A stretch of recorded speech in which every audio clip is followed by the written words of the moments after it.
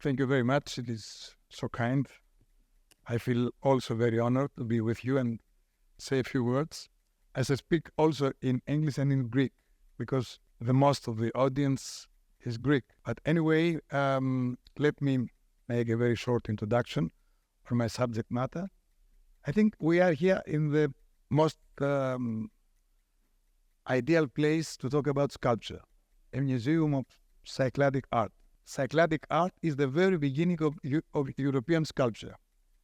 Tsigida himself visited Greece and inspired by this pure geometry and inner feeling of those statuettes, I mean the marble production of Cycladic art. But more than this, I'm going to present you the development of European sculpture after the Second World War.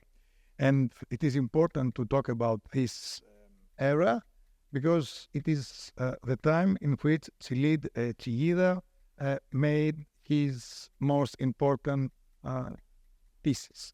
Αυτό που θα πω εδώ είναι μια μικρή εισαγωγή στην ευρωπαϊκή γλυπτική μετά τον Δεύτερο Παγκόσμιο Πόλεμο, ακριβώς για να καταλάβουμε το ρόλο και την προσφορά του Εντουάρντο Τσιγίδα. Από την άλλη πλευρά, έχω σκοπό να μιλήσω για την σχέση Ελλάδας και Ισπανίας, το θεωρώ πάρα πολύ βασικό, και επίσης τη σχέση του Τσιγίδα με μια σειρά Ελλήνων καλλιτεχνών. My other topic has to do with the connection between Tsigida and some artists, for example, Bouba Liberaki or Kostas Koulentianos, a group which used to work in Paris at the same time with Tsigida, and as you see in the process of my introduction, they shared a lot of common points. Μερικοί από εσάς πρέπει να τον έχετε ακούσει. Είναι ο Δημήτρης Περδικίδης. Ο Δημήτρης Περδικίδης ήταν ένας ζωγράφος ο οποίος εγκαταστάθηκε αμέσως μετά τον εμφύλιο πόλεμο στη Μαδρίτη και έγινε ένα από τα κύρια ονόματα της ισπανικής πρωτοπορίας. Συμμετείχε στις ομάδες Davalset, είχε σχέσεις με την Equipo Crónica. Αυτό είναι ένας κατάλογος που έκανε το Ίδρυμα Λασκαρίδη και μια πάρα πολύ ενδιαφέρουσα εισαγωγή σχετικά με τα θέματα τα οποία θίγω εδώ. Δηλαδή τη σχέση Ισπανίας και Ελλάδας. Αυτό είναι ένα μικρό βιβλίο τυπωμένο τη δεκαετία του 60 στο Παρίσι από τη σειρά Les Musées de Port, δηλαδή μικρά βιβλία τσέπης. Είναι η εποχή που η Μπούμπα Λιμπεράκη, πρώτη γυναίκα του Μόραλη, συναντάει τον Εντουάρντο Τσιγίδα. Αυτό είναι ένα πρόσφατο βιβλίο. It's a recent book of mine dealing with Professor Theodoros Papagiannis. I'm going to say more about his artistic creation. And last but not least, this valuable book by Michel Sefort, La sculpture de ce siècle, the sculpture of our time, of our era, in which there is a very important article about Tsigida, his connection with Gargallo, with González, with Picasso, and my point of view has to do with the influence of Tsigida in American sculpture. Marc Di Suvero, David Caro, but we shall talk about all of this later. Αυτό που θα κάνουμε σήμερα και αύριο είναι μια συζήτηση σχετικά με την γλυπτική και το χώρο, the realm, space and sculpture, το δημόσιο χώρο, the public space, που είναι πάρα πολύ σπουδαίο. Εγώ πιστεύω ότι η τέχνη που υφίσταται την πιο μεγάλη κρίση σήμερα δεν είναι η ζωγραφική, αλλά είναι η γλυπτική. Και συμβαίνει αυτό γιατί η γλυπτική δεν έχει πια δημόσιο χώρο για να αναπτύξει τον πολιτικό της λόγο. Η γλυπτική υπήρξε ανέκαθεν μια τέχνη βαθύτατα πολιτική. Διατύπωνε δηλαδή μια πολιτική θέση. Και σήμερα καταδικάζεται να είναι ένα ομπζέ, ένα αντικείμενο υποδιωγμών και παράλληλα ένα αντικείμενο το οποίο στερείται πολιτικού λόγου. Και το τρίτο που θέλω να θίξω είναι η σχέση γλυπτικής και αρχιτεκτονικής, που είναι και η βασική προσφορά του Εντουάρντο Τσιγίδα για όσους τον ξέρουν. Έτσι, Architecture and Sculpture. Το εμβληματικό κτίριο του αρχαίου κόσμου, the most emblematic building of ancient world is of course the Parthenon. Αλλά ο Παρθενώνας είναι πρωτίστως γλυπτική και πολύ μετά είναι αρχιτεκτονική.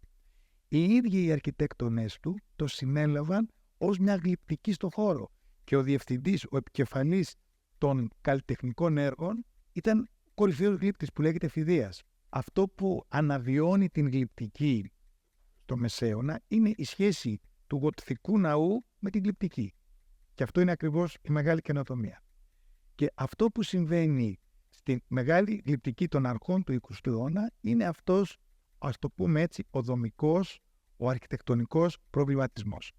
Μοιραία πρέπει να πω δύο λόγια για τον Ροντέν.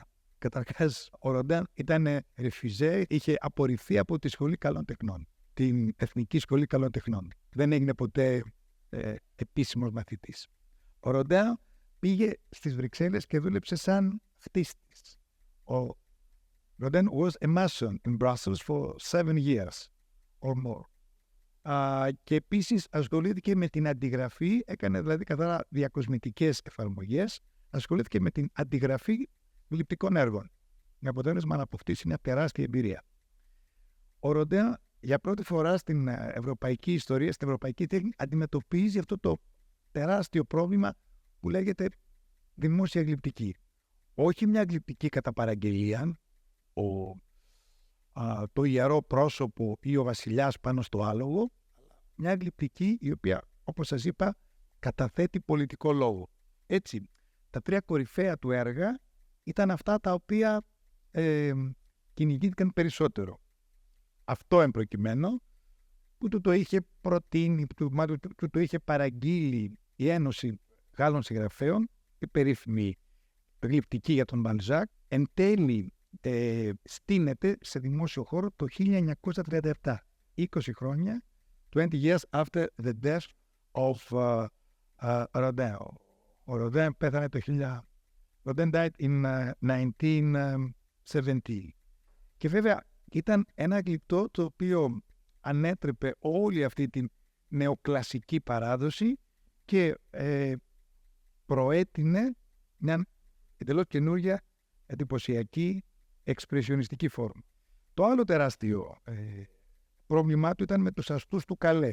Επίσης ένα πολιτικό έργο, το οποίο το είχε παραγγείλει το Δημοτικό Συμβούλιο της πόλης του Καλέ και το οποίο εν τέλει το απέρριψαν, του επέβαλαν να κάνει διορθώσεις και εν τέλει πραγματοποιήθηκε 10 χρόνια μετά από την χαλκοχύτευσή του, από το τελείωμά του.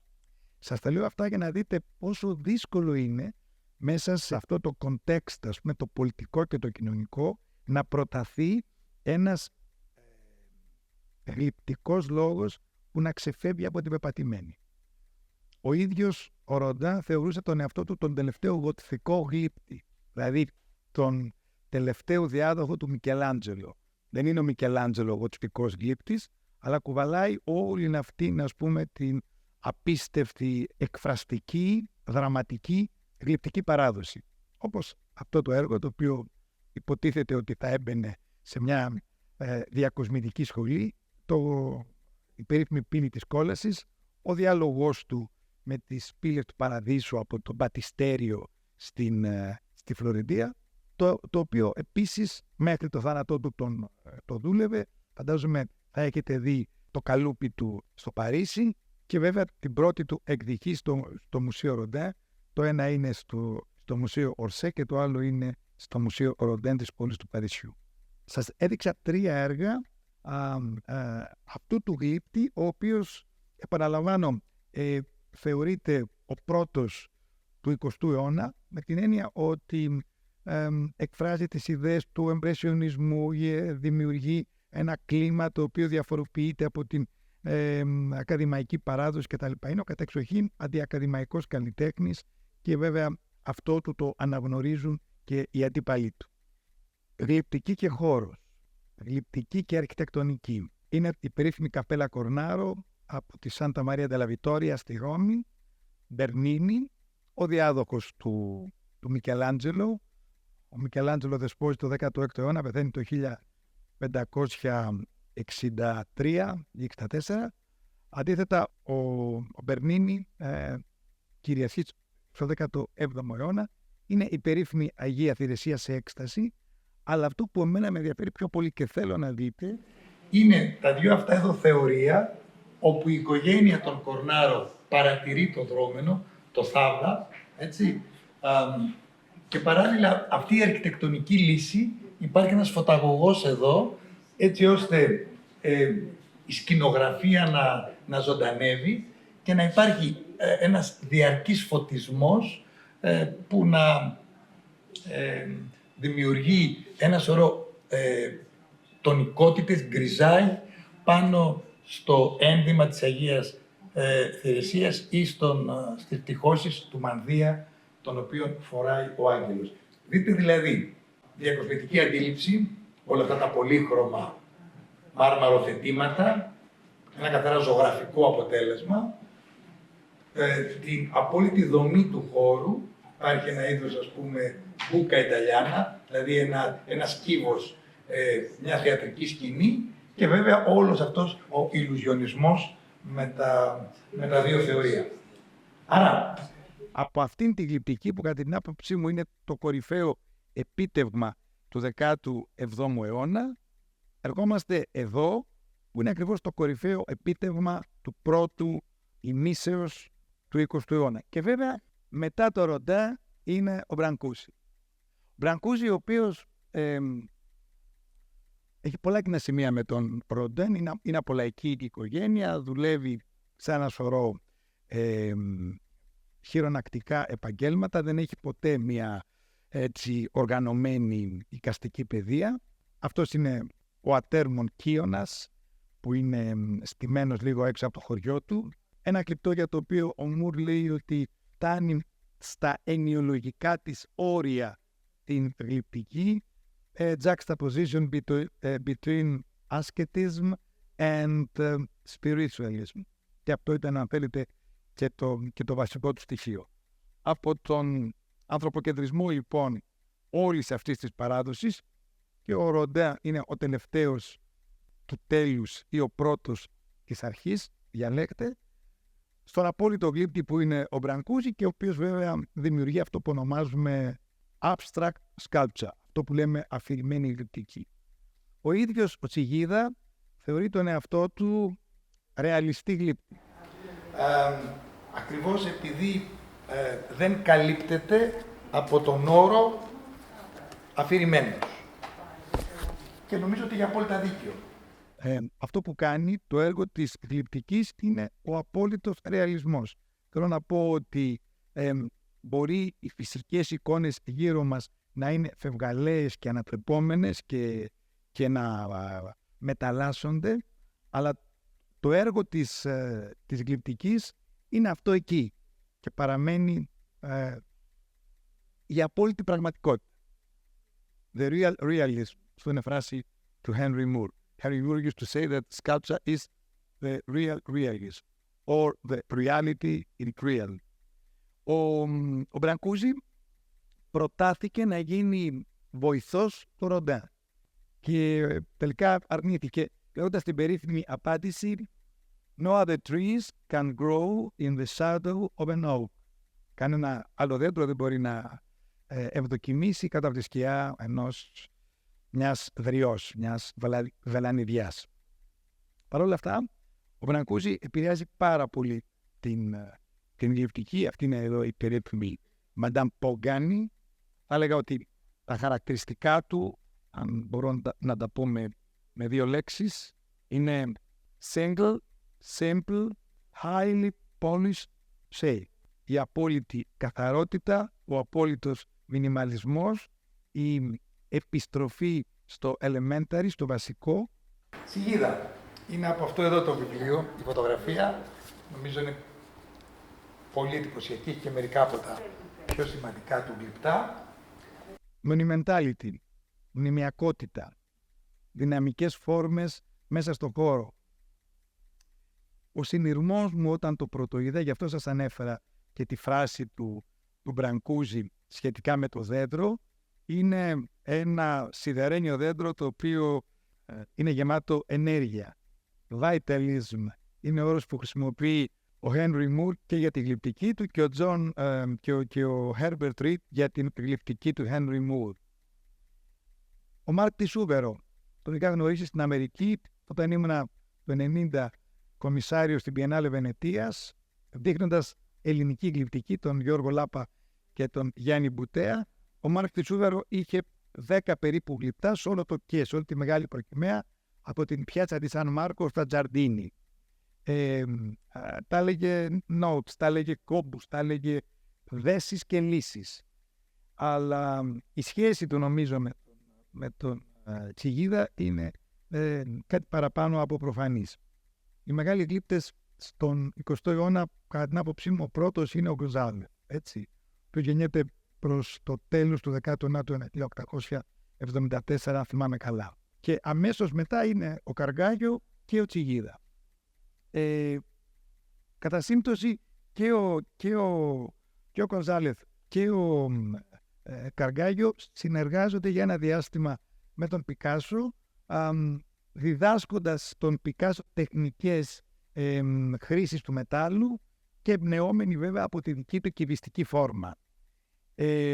Κατά την άποψή μου, ο Τσιγίδα, ο οποίος όπως ξέρετε ήταν και τερματοφύλακας και μάλιστα προβεβλημένος στην Real Sociedad, ένας τραυματισμός στο γόνατό του τον απομάκρυνε από τα γήπεδα και τον έφερε στους χώρους των γκαλερί κτλ.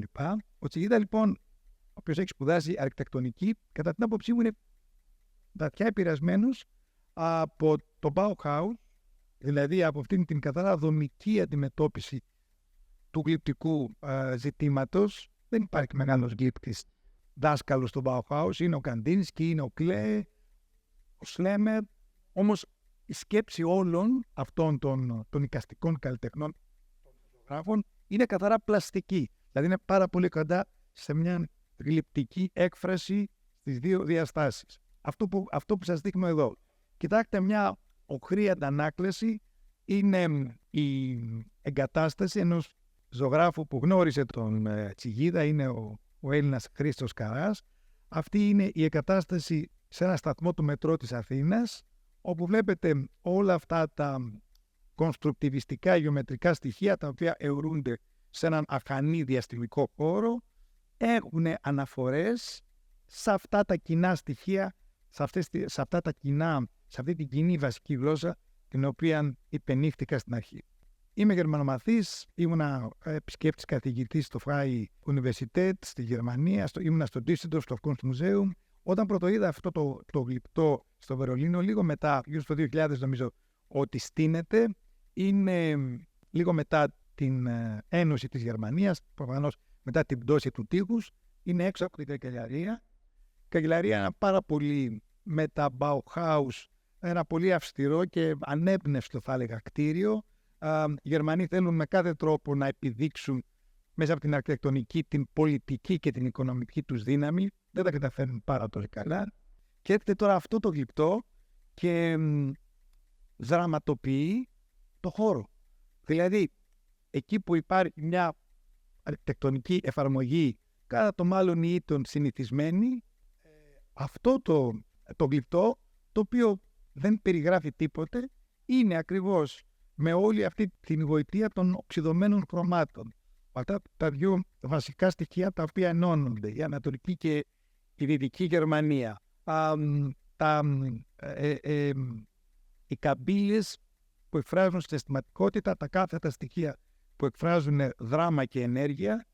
Νομίζω ότι κανένας Γερμανός καλλιτέχνης ίσως ο Εντουάρ Ματαρέ αν ζούσε, δεν κατάφερε να δώσει με πλαστική φόρμα αυτό το το μείζον ιστορικό γεγονός της Ένωσης της Γερμανίας. Εγώ βρίσκω διάλογο του Τσιγίδα και με τον Ρίτσαρτ Σέρα.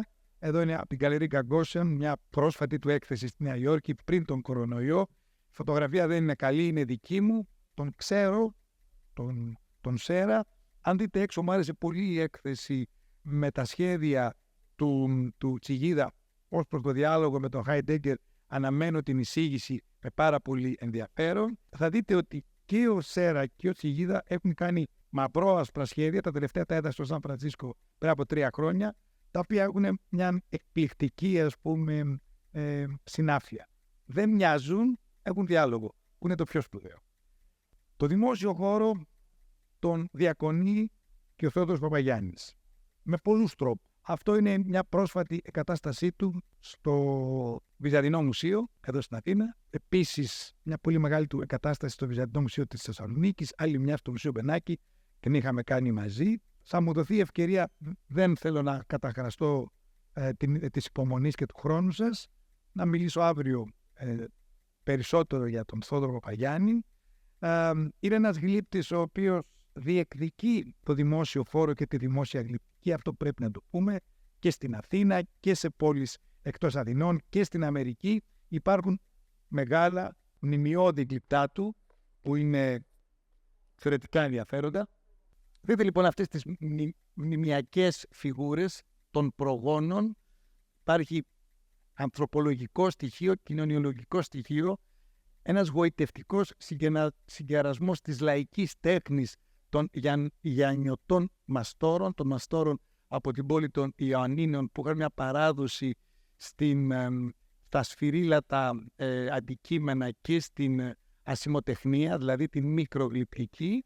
Αυτές λοιπόν οι μορφές που θυμίζουν ξώανα, που έρχονται από ένα αρχαϊκό παρελθόν, μια κοινή, θα έλεγα, ευρωπαϊκή μνήμη και όχι αποκλειστικά ελληνική. Και αυτά τα φιγουρίνια πάλι κάτω που θυμίζουν, αν κατέβουμε 2 ορόφους πιο κάτω, θα δούμε τα ειδόλια που έρχονται από την υπομικηναϊκή εποχή, την πρωτογεωμετρική εποχή. Είναι αυτά τα λεγόμενα οι ιδεόμενοι, με τα χέρια έτσι, στο Πανεπιστήμιο τα λέγαμε ψίσχημα και φίσχημα, και είναι όλη αυτή η λιτανία, η φορεία των προγόνων που έρχονται εδώ για να μας αντιμετωπίσουν σε ένα παρόν που πονάει. Από τη μεγάλη έκθεση που είχαμε κάνει στο Μουσείο Μπενάκη, αυτό είναι το έθριο, ο Παπαγιάννης ενδιαφέρεται πάρα πολύ για τη σχέση του δημόσιου χώρου με το έργο τέχνης, το ατελιέ του, το μουσείο του στα Γιάννενα, αυτά τα φιγουρίνια που είναι τελευταία του παραγωγή. Σας δείχνω αυτή τη φωτογραφία γιατί ακριβώς μπορεί κανείς να καταλάβει τη σχέση μεγέθους, και να τελειώσω με αυτό το κυρίως θέμα μου, δηλαδή με τον Εντουάρντο Τσιγίδα. Όταν πρωτοείδα αυτή τη φωτογραφία πραγματικά ζήλεψα. Ζήλεψα τη σχέση του αντικειμένου με το χώρο. Το πώς η φύση, ο αέρας, η θάλασσα. Είμαι από νησί, έχω αυτή την αίσθηση των σίδερων, των παλιών πλοίων που σκουριάζουν κτλ. Και η ένταση αυτών των μορφών που απλώνονται μέσα στο χώρο πραγματικά με εντυπωσίασε. Θα ήθελα να τα έχω δει και ζωντανά, δεν τα έχω δει μέχρι τώρα.